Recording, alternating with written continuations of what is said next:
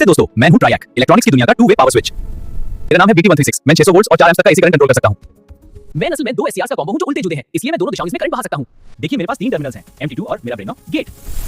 चाहे करंट आगे से आए या पीछे से, मैं दोनों को हैंडल कर सकता हूं। I am by directional. Transistor सिर्फ डीसी पर चलता है, लेकिन मैं एसी करंट का उस्ताद हूं। जब तक मेरे गेट पर सिग्नल नहीं मिलता, मैं ओपन स्विच की तरह हूं, करंट पास नहीं होगा। दोस्तों, मैं 4 अलग-अलग तरीकों से काम कर सकता हूं। इसे क्वाड्रेंट्स कहते हैं। एक बार ऑन होने के बाद मुझे लगातार गेट सिग्नल की जरूरत नहीं होती है। मोड 2 MT2 पॉजिटिव है पर गेट नेगेटिव। मैं इसमें भी ऑन हो जाऊंगा पर थोड़ी मेहनत लगती है। मोड 1 जब MT2 और गेट दोनों पॉजिटिव होते हैं, मैं सबसे आसानी से ऑन होता हूं, सुपर सेंसिटिव। मैं तुरंत ऑन हो जाता हूं और करंट को फ्लो होने देता हूं।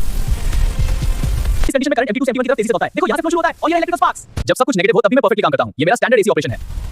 लेकिन जैसे ही मेरे गेट टर्मिनल पर हल्का सा ट्रिगर पल्स मिलता है, अब करंट उल्टा यानी MT1 से MT2 की तरफ बह रहा है। मैंने कहा था ना, मैं बाइडायरेक्शनल हूं। ये थोड़ा मुश्किल है, इसमें मुझे ऑन होने के लिए ज्यादा गेट करंट चाहिए, इससे बचना चाहिए। अब इस रास्ते से शायद मदद मिले। सर्किट डिजाइन करते वक्त हम कोशिश करते हैं कि मोड 4 यूज ना करें। एसी सप्लाई में वोल्टेज प्लस और माइनस होती रहती है। मैं हर साइकिल में अपने आप ऑफ हो जाता हूं। जैसे ही एसी वोल्टेज 0 होती है, मैं ऑफ हो जाता हूं। फिर से ऑन होने के लिए नया गेट पल्स चाहिए।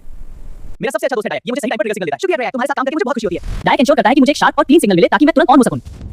हम दोनों मिलकर आपके घर के पंखे की स्पीड कंट्रोल करते हैं। हाँ देखो कैसे हम फैन की स्पीड बढ़ा रहे हैं। गेट सिग्नल को लेकर के हम करंट को कंट्रोल करते हैं। हाँ ये फेस कंट्रोल करता है। देखो कैसे फैन स्मूथली कंट्रोल होता है। देखिए मैंने एसी वेव का कुछ हिस्सा कर दिया, इससे आउटपुट वोल्टेज कम होगा। ये तो कमाल है। हां रेक्टिफायर ये करता है। समझ गया, शुक्रिया। चलिए प्रैक्टिकल देखते हैं। अभी गेट पर कोई सिग्नल नहीं है तो बल्ब ऑफ है। सिग्नल भेजाओ। गेट ने सिग्नल एक्सेप्ट किया, बल्ब ऑन हो गया। गेट पर हल्का सा करंट मिला। वाह बिजली चमक गई। हां गेट करंट ने फ्लो बढ़ा दिया शानदार फ्लो हो रहा है। और मैंने थोड़ी सी पावर जाने दी। बल्ब डिम जल रहा है। अगर मैं सिग्नल जल्दी पकड़ लूं तो ज्यादा करंट पास होगा। ओह समझ गया। हां देखो कैसे रोशन होता है। Wow magic. और अब देखो बल्ब पूरा तेज जल रहा है। हाँ देखो कैसे चमक रहा है। फुल पावर पर चमक रहा हूँ। और अब देखो बल्ब पूरा तेज जल रहा है। हाँ देखो कैसे चमक रहा है। फुल पावर पर चमक रहा हूँ।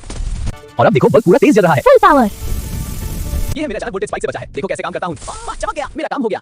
और जब मैं ज्यादा करंट पास करता हूं तो ये हीट सिंक मुझे ठंडा रखता है। तो दोस्तों मैं हूं BT136 ट्रायक, एसी पावर को कंट्रोल करने वाला एक वर्सेटाइल और पावरफुल स्विच। उम्मीद है आपको मेरी कहानी पसंद आई होगी। फिर मिलेंगे। बाय।